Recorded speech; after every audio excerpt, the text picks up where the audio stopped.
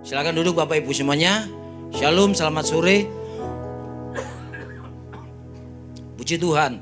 Saudara, tahukah kita bahwa 2000 tahun yang lalu di hari yang sama, di hari Minggu seperti ini, di loteng Yerusalem terjadi suatu kegerakan tentang turunnya Roh Kudus yang hari itu oleh gereja-gereja di awal-awal zaman gereja disebut dengan Pentakosta. Padahal sesungguhnya hari yang sama pula itu orang Yahudi lagi memperingati juga yang namanya Pentakosta, yaitu hari ke-50 dari masa mereka itu keluar dari Mesir menuju ke tanah Kanaan. Di hari yang ke-50 mereka sampai di Gunung Horeb, di Gunung Sinai.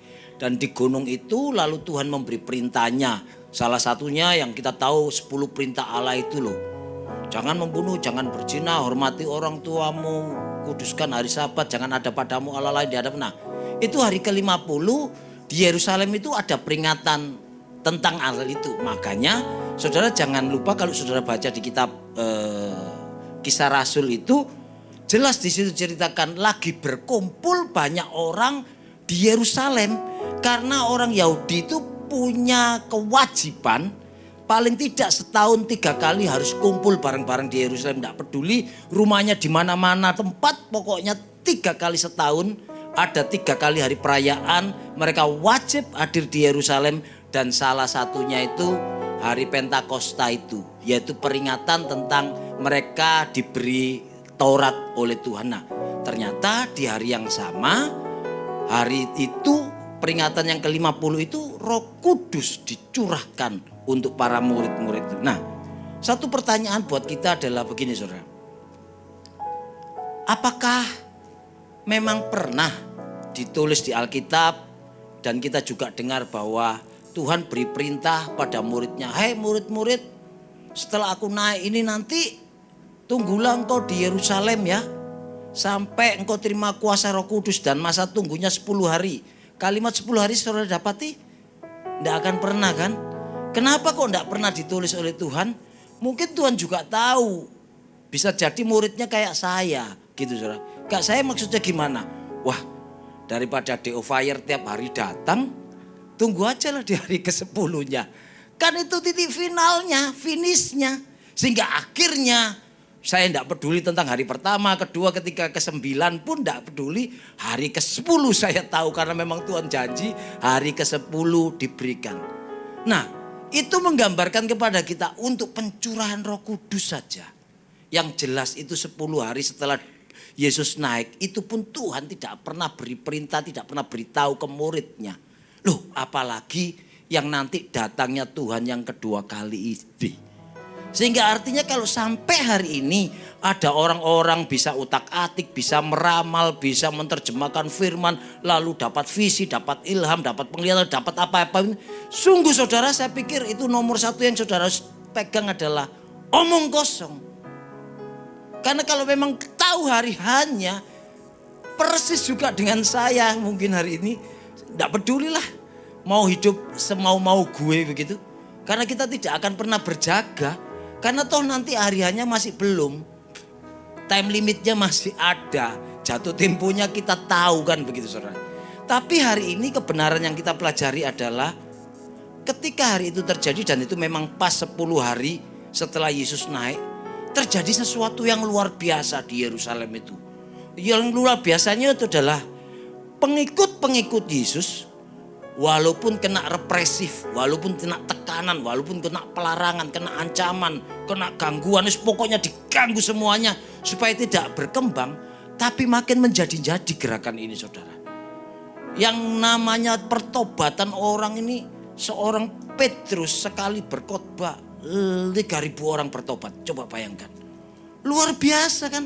Sehingga fenomena ini makin membuat baik orang-orang agamawan saat itu dan juga pemerintah-pemerintah yang diwakili Romawi saat itu keder gitu saudara. Takut juga mulai berpikir ini apa ini? Ini kok sesuatu yang baru ini. Sehingga akhirnya mereka makin merepresif pengikut-pengikut Yesus.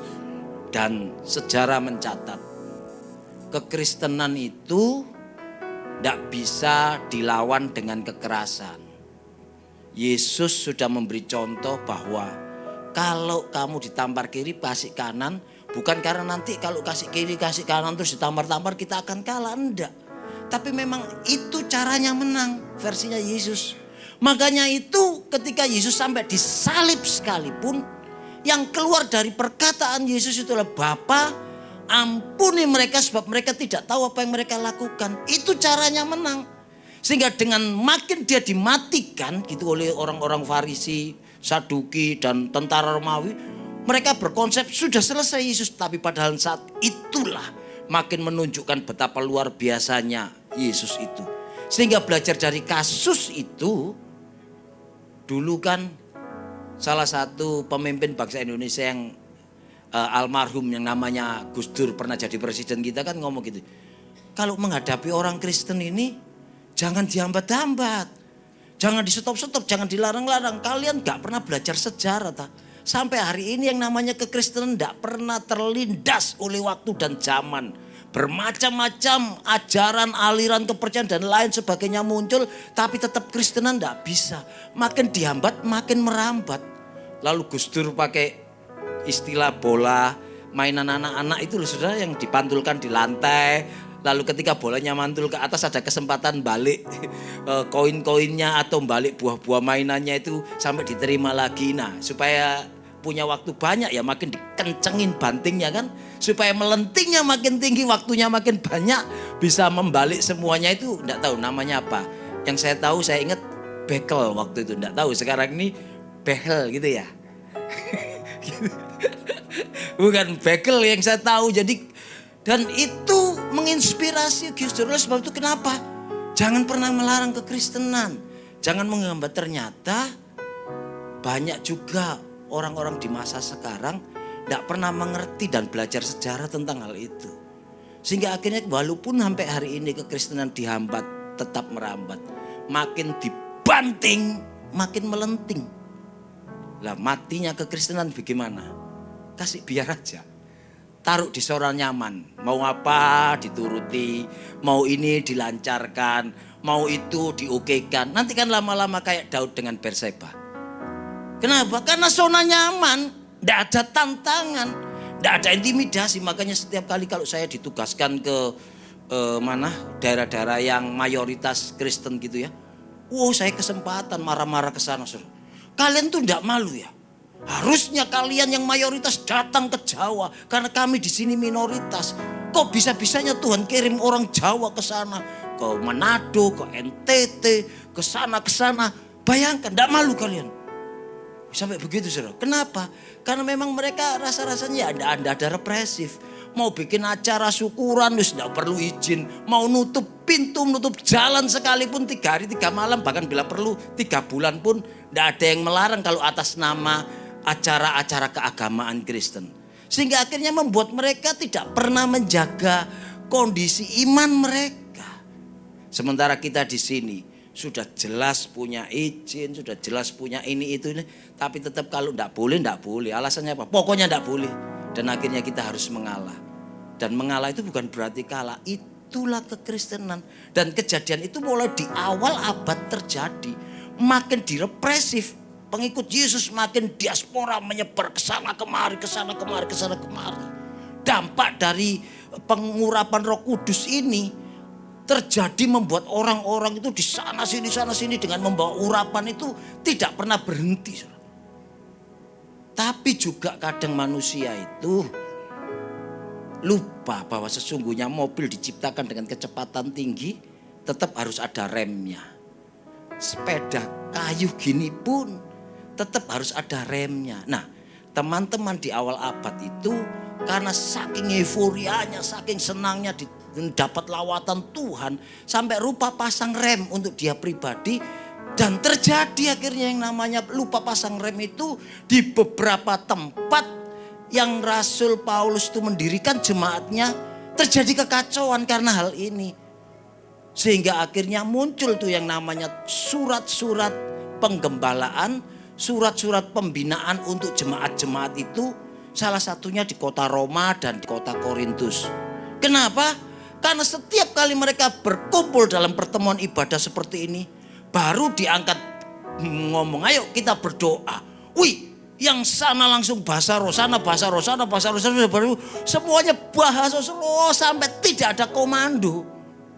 Sehingga akhirnya Rasul Paulus perlu membina umat-umat ini dengan cara dituliskan surat bahwa Roh Kudus itu harus tertib, Roh Kudus itu harus disiplin. Bahkan yang namanya karunia itu ada di bawah kendali, ada di bawah kuasa yang dikaruniai. Artinya kalau kita punya karunia, kita yang berkarunia ini mampu untuk mengatur dan mengendalikan kapan harus bunyi, kapan harus tutup mulut. Tapi yang terjadi karena lupa ngerem, saat itu kacau balau. Sampai Rasul Paulus pun nulis, nanti kalau ada orang yang tidak ngerti di luar sana, mau gabung kita karena melihat sesuatu fenomena sakit sembuh, gitu saudara, buta melihat, lumpuh berjalan, kan orang tertarik. Tapi begitu masuk di kumpulan mereka, melihat yang ini ngomong itu, yang itu ngomong itu, dan semua ngomongnya itu hampir kanan kiri itu tidak tahu, tidak jelas karena kebablas. Padahal ketika kalau kita tahu yang namanya lawatan Roh Kudus di Yerusalem, bahasa roh yang pertama kali terdengar oleh murid-murid dan didengarkan oleh banyak orang itu bahasa rohnya itu masih bahasa manusia, saudara. Kenapa kok bahasa manusia? Ternyata yang berbahasa ini para murid-murid itu orang-orang dari Yahudi semua, murid-murid ini orang Israel. Mereka tidak pernah belajar bahasa Aram, tidak pernah bahasa Arab, tidak pernah bahasa Mesir, bahasa sono sini, Yunani dan sebagainya. Mereka tidak pernah bisa belajar bahasa itu. Tetapi ketika lawatan itu terjadi, orang yang mendengarkan yang lagi kumpul tadi loh, seperti saya cerita tadi, itu bisa mengerti bahwa murid-murid tuh, mereka ini kan orang-orang Galilea.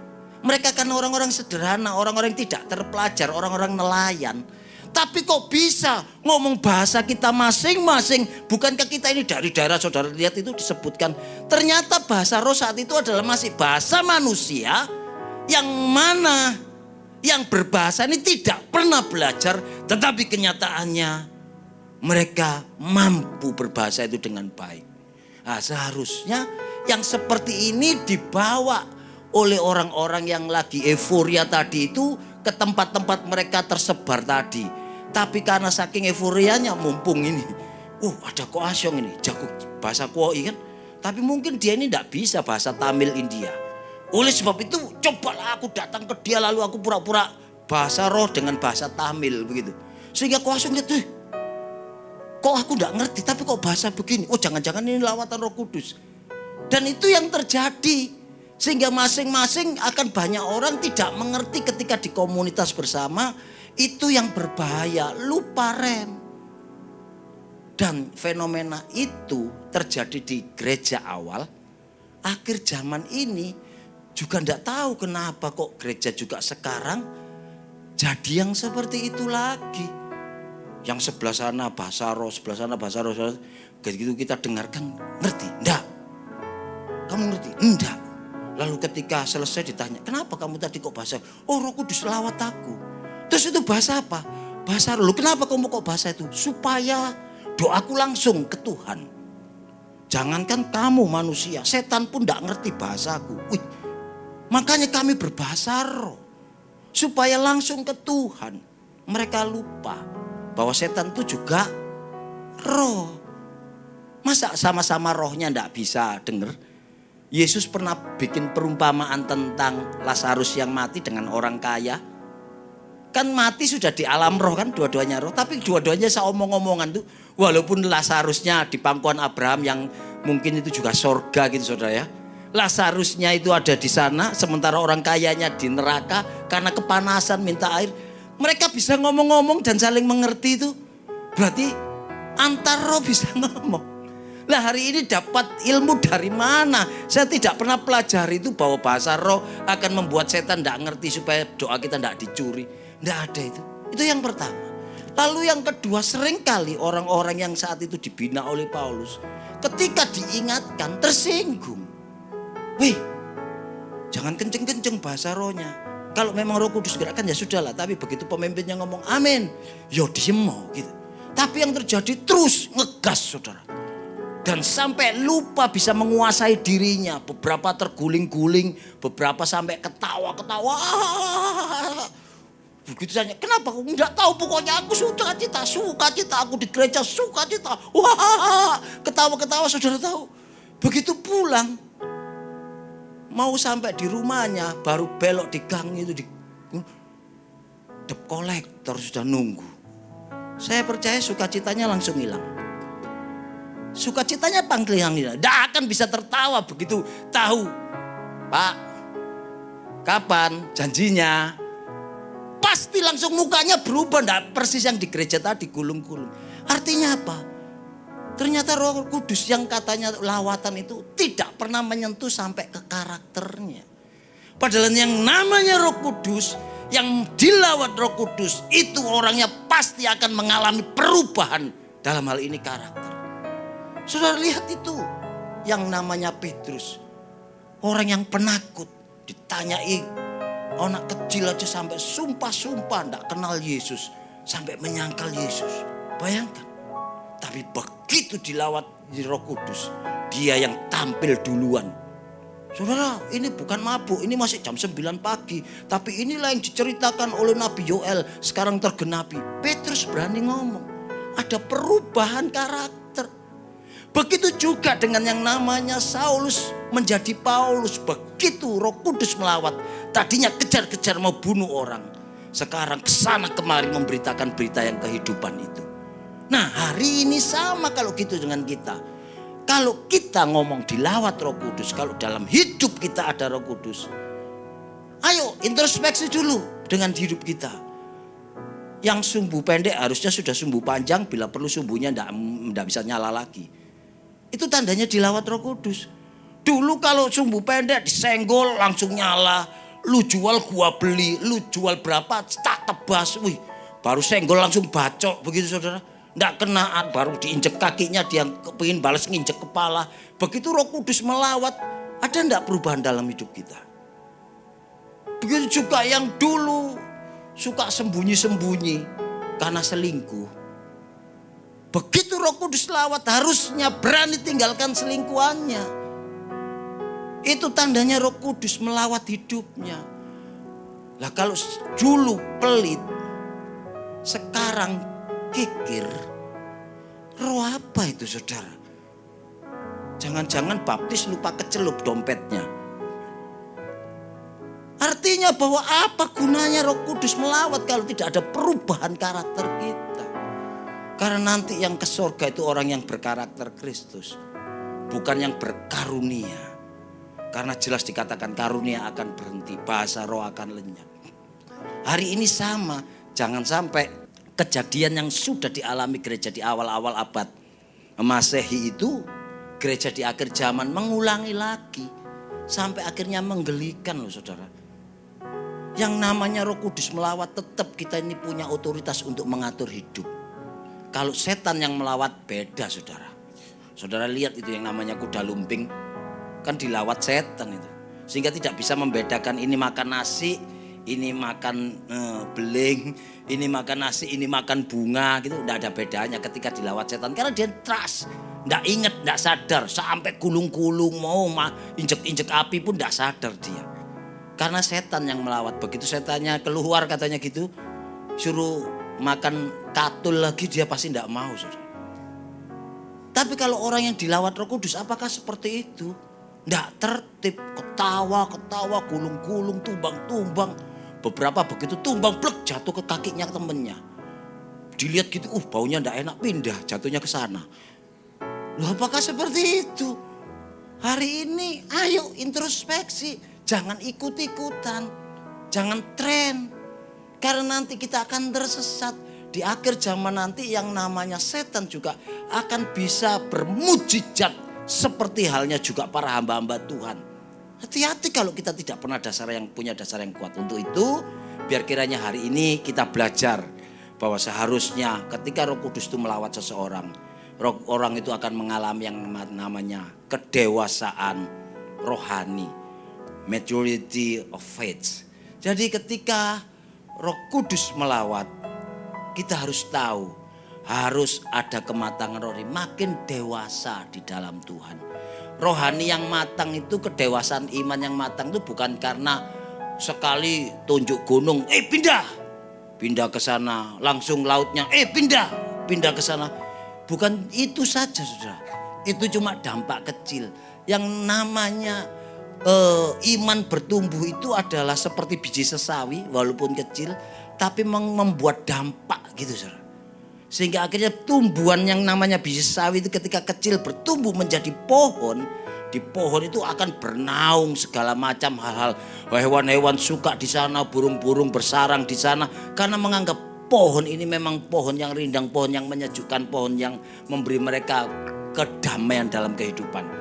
Hari ini kalau iman kita juga seperti itu, iman yang bisa membawa damai, iman yang bisa membawa sukacita Kristus, itu tandanya bahwa kita ini mengalami kematangan rohani. Berarti kalau hari ini saudara belum bisa pindahkan gunung, jangan kecil hati. Asal tetap walaupun iman kita belum besar, yang penting iman kita harus benar. Itu yang penting. Karena nanti kalau saya bisa pindahkan gunung, terus Pak Hendro juga bisa pindahkan gunung, lama-lama kita ini lempar-lemparan gunung, Pak. Tak lempar ke sana, Pak Hendro lihat, Pak Sam ini mentang-mentang pendeta dengan karunianya Pak Sam enggak pikir, saya juga punya karunia, Pak. Dilempar lagi, kasihan gunungnya, saudara. Lempar ke sana, lempar ke sini, kan seperti itu nantinya bisa memindahkan gunung kan. Tetapi yang paling penting adalah ayo mempunyai iman yang benar. Iman yang benar itu adalah segala hal yang kita lakukan pasti sejalan, sejurus, selaras dengan kehendak Allah. Itu iman yang benar. Sehingga dengan iman yang benar itu pasti akan berdampak damai, berdampak sejahtera, berdampak menjadi berkat buat orang lain. Untuk itu kita harus tahu sekarang bahwa sesungguhnya Roh Kudus itu adalah Allah sendiri. Roh Kudus itu Allah ketiga. Sehingga jangan lagi diartikan Roh Kudus itu seperti barang yang bisa diberikan, seperti kado yang bisa disukakan gini. Bukan, Roh Kudus itu sesuatu pribadi. Dan kalau pribadi itu punya embel-embel nama kudus, pasti segala hal yang dia tempati akan terdampak kudus. Itu pasti. Mana bisa sesuatu yang kudus masuk di dalam tempat yang sudah tahu kotor tapi tidak pernah dibersihkan. Saudara aja kalau punya berkat, saudara mau bangun rumah, pastikan saudara pilih-pilih tempat di mana saudara akan bangun rumah itu kan. Mungkin berkatmu demikian besar sampai bisa beli tanah, tapi tanahnya di sekitaran atau di tengah-tengah TPA. TPA itu tempat pembuangan akhir sampah itu, saudara. Mungkin kalau di sini di mana? Di Keputih itu ya. Bayangkan kalau saudara mampu bikin rumah, tapi rumah saudara sana dengan alasan Pak di sini murah Pak, lumayan nanti bisa besar. Walaupun rumahmu besar, walaupun murah, tapi tiap hari kalau yang baunya ini aroma campur aduk seperti itu, saya percaya saudara tidak akan tahan tinggal di rumah itu. Nah begitu juga dengan Roh Kudus. Jangan serta-merta saudara Kristen, saudara mengenal Yesus, lalu serta-merta Roh Kudus itu ada dan berkarunia dalam hidup ini. Nanti dulu, kalau hidup kita tidak pernah kudus. Kalau setiap kali Roh Kudus mengingatkan kita tapi kita tidak pernah menggubris, hati-hati. Roh Kudus bisa berduka, lama-lama Roh Kudus bisa apinya itu padam. Artinya padam itu kita tidak pernah dihiraukan. Mau bikin dosa, mau bikin salah, tidak ada lagi hati dak-diduk. Jangan-jangan nanti ada orang lihat. Jangan-jangan nanti ada orang yang nanti kalau ketangkap basah. Kalau sudah tidak ada itu salah satu pertanda sudah tidak ada Roh Kudus lagi. Warning yang menjaga kita sudah tidak ada. Berapa banyak kadang pendeta ngomong Roh Kudus, tapi di dalam khotbahnya terselip sesuatu yang, ini kesempatan ini tak lihat sudah minggu-minggu akhir. Waktunya ini, jemaat jangan lupa. Jangan-jangan nanti masuk bulan baru lupa kasih perpuluhan. Mulai khotbahnya ditata. Dicari semua ayat-ayat yang berbau perpuluhan. Dicari ayat-ayat yang berbau persembahan. Sampai diintimidasi segala. Nanti kalau tidak memberi itu namanya pencuri. Kalau pencuri dengan manusia Tuhan bisa mendamaikan. Kalau pencuri miliknya Tuhan. Hati-hati loh jemaat. Ada belalang pelompat, belalang pelahap, belalang pengerip. Semua belalang dimunculkan. Padahal itu dia setting ayatnya supaya jemaat tahu waktunya untuk memberi. Apa seperti itu yang namanya tuntunan Roh Kudus? Padahal itu tujuannya untuk kepentingan pribadi pendetanya. Hari ini cek dan recheck. Siapapun bisa ngeklaim dirinya dipenuhi Roh Kudus. Tapi kalau hidupnya masih bergelimang dengan dosa, selama dia tidak mengalami pertobatan, tidak akan ada itu. Dan saudara harus tahu juga bahwa Kejadian pasal 1 ayat 2 jelas. Saat penciptaan alam semesta, Roh Kudus itu juga terlibat di dalamnya. Roh Kudus itu juga turut andil, turut hadir, turut campur. Sehingga lewat kejadian itu sekarang kita mengerti bahwa memang Roh Kudus itu adalah Allah. Cuman kadang gara-gara ini beberapa kita mulai tanya, oh kalau gitu Allahmu itu ada nama Allah Roh Kudus. Ya betul. Terus juga ada yang namanya Allah Bapa. Ya betul. Lalu juga ada namanya Allah Anak yang namanya Yesus Kristus Tuhan. Oh ya betul. Kalau begitu Allahmu 3. Ya. Allahmu 3 gimana jawabnya? Waduh Pak, gak ngerti. Saudara, hanya gara-gara seperti itu sampai akhirnya kita tidak pernah berani menyatakan tentang Allah kita. Karena konsep kita yang namanya Allah dan angka itu sesuatu yang bisa dikoneksi sehingga akhirnya Allah itu bisa dibilang bisa dihitung. Padahal kalau kita mengerti otak kita yang cuma sekepal gitu saudara, tidak akan pernah bisa memahami Allah pencipta otak kita dan pencipta alam semesta.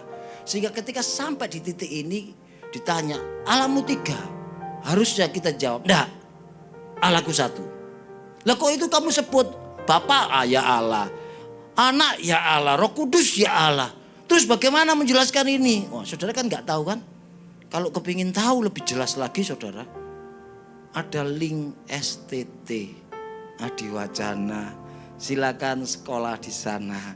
Saya di sini cuma ngitik-ngitik saudara supaya saudara terlihat loh. Ya bagaimana cara jawabnya? Ada lahannya, gereja menyiapkan wadah namanya STT Adiwacana. Berbondong-bondong daftar yuk supaya kita ini bukan cuma jadi pengikut saja, tapi paling tidak ketika ada pertanyaan-pertanyaan seperti itu kita bisa menjawabnya. Memang dari mimbar kita bisalah memberi wawasan sedikit-sedikit tapi terbatas karena terlalu banyak materi yang harus dipelajari tentang Trinitas ini. Tapi yang paling penting sekarang, siapapun yang bertanya tentang Allah kita 1, pribadinya 3. Bagaimana kok bisa Allahnya 1 pribadinya 3? Yaitu karena kita berkonsep kalau kita 1 ya pribadi 1 kan gitu. Tapi Allah kan tidak pernah kita bisa batasi dengan otak dan pikiran kita. Sehingga artinya kalau toh Allah mau jadi 10 terlalu gampang. Bahkan Allah jadi sebanyak orang di dunia itu terbukti bisa. Buktinya apa? Lah kalau saya sekarang lagi berdoa berhadapan dengan Allah. Lalu ketika saudara juga berdoa. Kalau Allah tidak bisa jadi sekian banyak seperti orang-orang yang ada dia ciptakan. Allah cap apa kalau cuma dia bisa melayani saya sementara yang lain berdoa tidak dia dengar. Karena dia lagi repot berurusan dengan saya. Ini lagi. Karena otak kita menganggap Allah itu yang seperti itu. Nah, hari ini percayalah Roh Kudus itu juga Allah. Dan Roh Kudus itu bukan cuma sekedar barang. Sehingga artinya ketika Roh Kudus itu hadir, Roh Kudus itu akan mampu merubahkan kehidupan kita. Bahkan juga dikatakan di ayat berikutnya bahwa Roh Kudus itu harus memberi kesaksian tentang Yesus.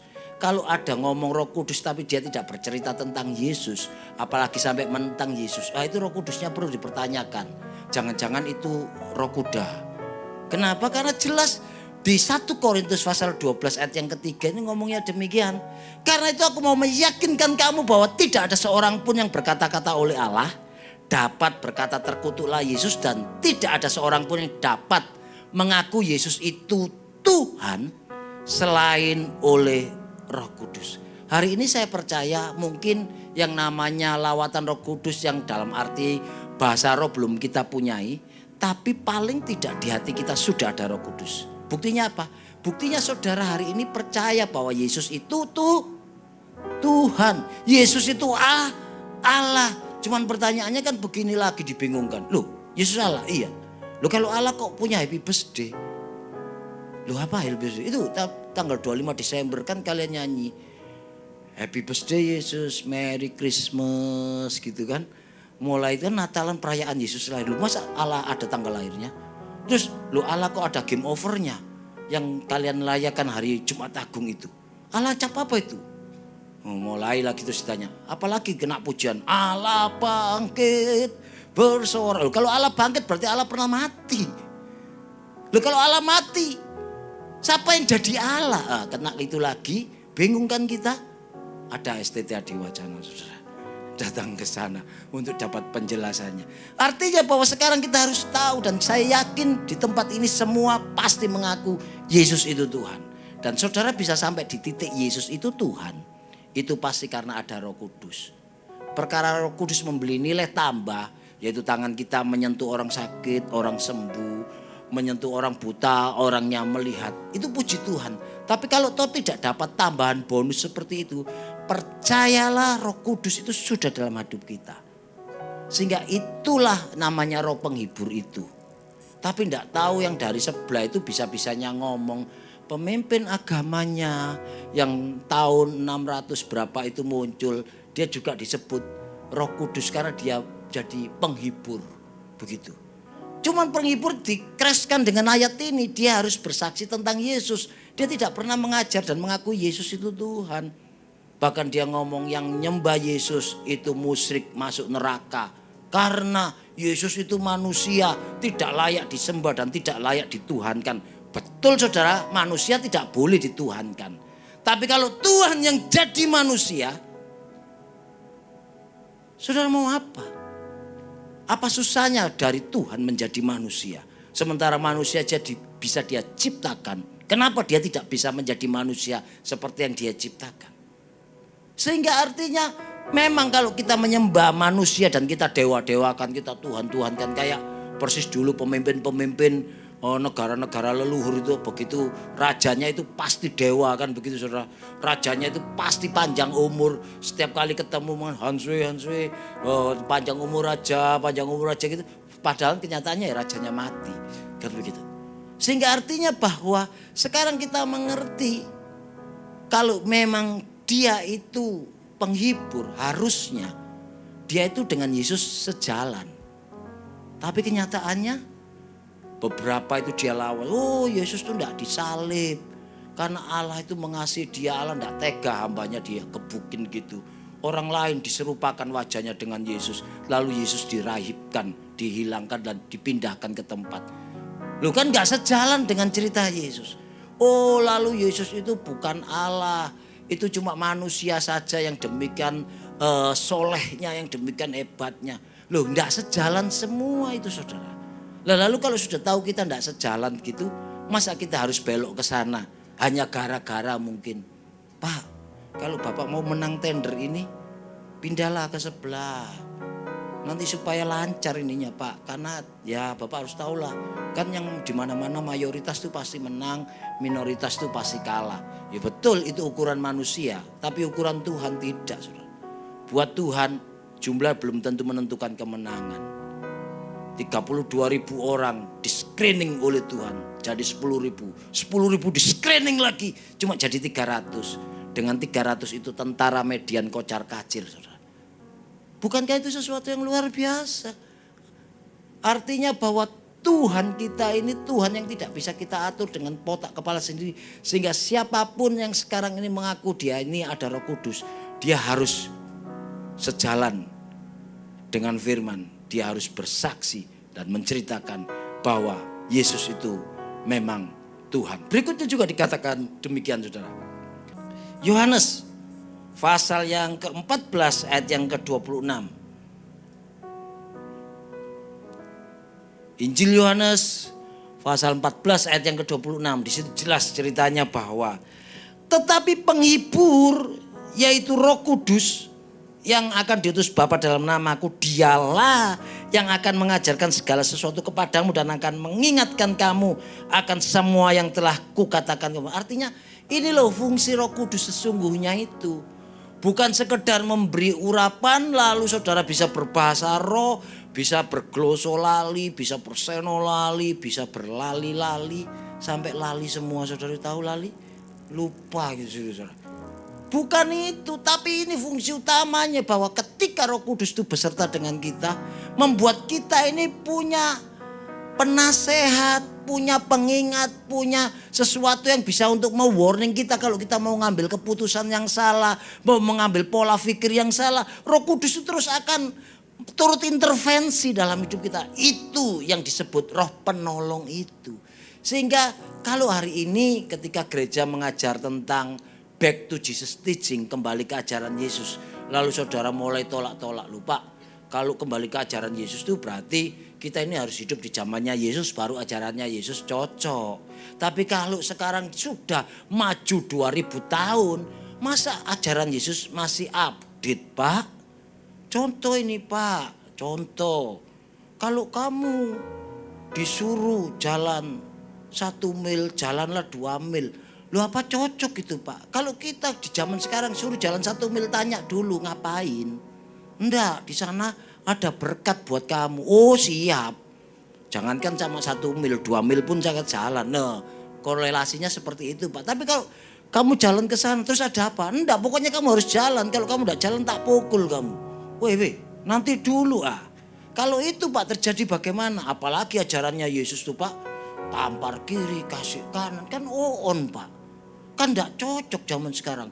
Makanya kalau Yesus ngajar tampar kiri kasih kanan, sebelum ketampar kiri Pak kita harus siap-siap bagaimana supaya tidak ketampar.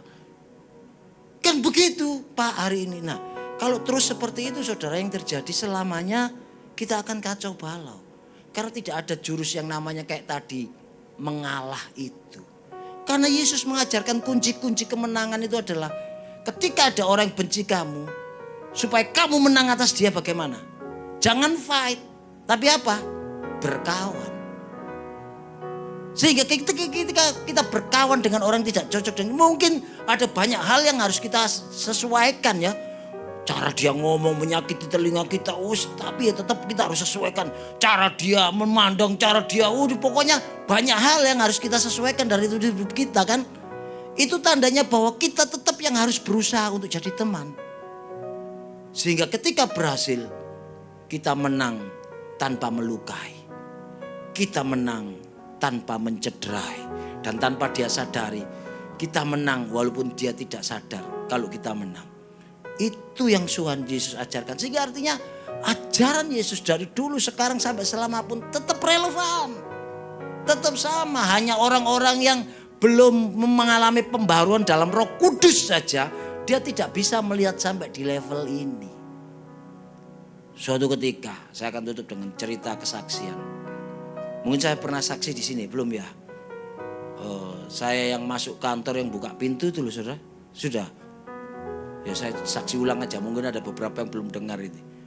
Sehingga karena ditulis di situ, tulisannya kalau dari luar tarik gitu saudara. Bahasa Inggrisnya pull ya saudara, pull atau push? Pull, tarik. Ya sudah saya tarik gitu aja. Lalu saya duduk di dalam kantor urusan sampai selesai. Ternyata di belakang saya banyak orang antri. Banyak orang antri. Sampai saking banyaknya orang antri, antrinya itu di depan pintu. Karena lihat gini, di dalam masih ada saya. Dia antri terus. Seseorang ada yang badannya mungkin 1,80 meter saudara mungkin. Sudah gitu matanya besar, kulitnya hitam, pakai akar bahar sini. Main kayak bodybuilding begitu. Bisa-bisanya antrinya di baliknya pintu. Dan ketika selesai, karena tadinya saya masuk tarik, ya otomatis ketika saya keluar kan dorong. Karena saya tergesa, saya dorong sekuat-kuatnya saudara. Karena tergesa-gesa, gitu ketika dorong, jedok. Kena kepalanya orang yang tinggi, besar, hitam.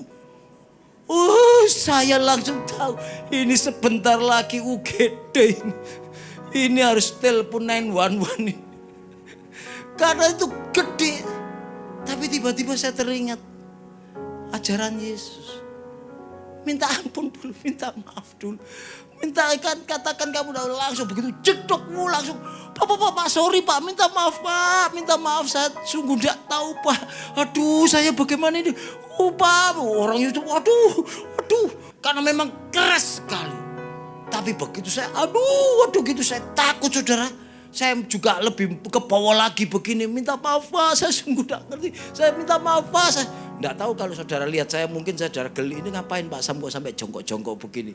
Saya jujur karena saya takut kena pukul juga. Karena juga saya buka itu sekuat tenaga saya. Saya minta ampun, saya ingat ajaran Yesus seperti itu. Dan tidak lama tiba-tiba datang wanita, saudara. Langsung, kenapa Bu? Memang, Pak, sudah Pak, pergi aja Pak. Loh, kok saya malah disuruh pergi? Ternyata dia istrinya, saudara.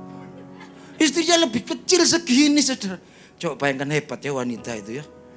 Kecil berani ngelawan yang. Makanya lu itu duduk di sana, tunggu itu duduk. Siapa suruh berdiri di belakangnya pintu? Kena kecil aja ndak bisa antri. Kena tau jidat lu. Wih, kok berani marah-marahin? Malah saya dipersilakan. Ndak apa-apa, memang suami saya yang salah Pak. Artinya apa? Tidak terjadi yang namanya pemukulan, tidak terjadi yang namanya sesuatu yang membuat saya sakit. Karena saya lebih dulu bersahabat. Saya lebih dulu menaruh hati untuk dulu. Hari ini kunci yang sama buat kita. Mungkin seketika itu kita dianggap orang yang kalah. Mungkin kita dianggap orang yang tidak punya harga diri.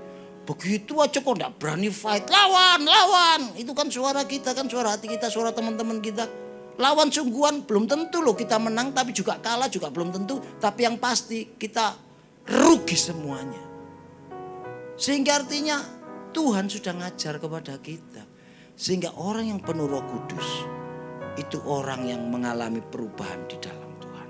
Dan saya percaya teman-teman semua di tempat ini adalah orang-orang yang penuh Roh Kudus. Karena terbukti walaupun hari-hari ini sibuk sekalipun masih boleh bersama-sama di tempat ini. Menikmati hadirat Tuhan, mendengar sabda firman Tuhan, bahkan menerima lawatan daripada